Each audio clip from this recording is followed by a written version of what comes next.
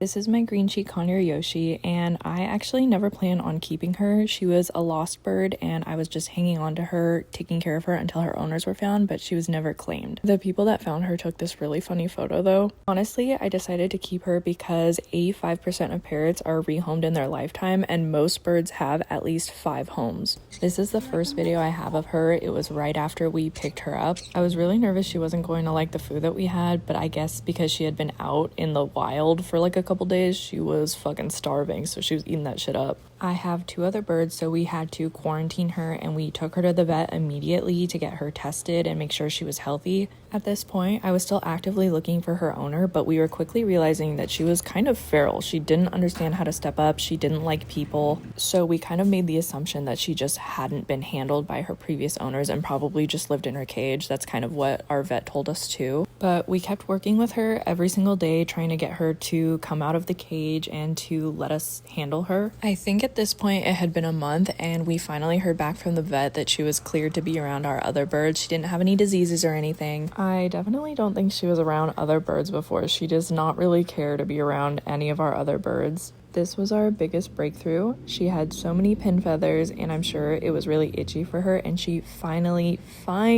let me start petting her, probably just to scratch her because she was so uncomfortable. But you know, a win is a win, okay? And then after this, she let us pet her every day. She's still definitely not super comfortable around people. Like, she runs away from sudden movements. She's still very scared. At this point, she started playing with the toys in her cage. We only put a few because we didn't want to overwhelm her since she seemed really scared of everything, but she started messing around with them. It was so cute. Last week, she also started stepping up onto my hand for short periods of time. She low-key hates it and needs a lot of bribes, but it's a pretty big accomplishment.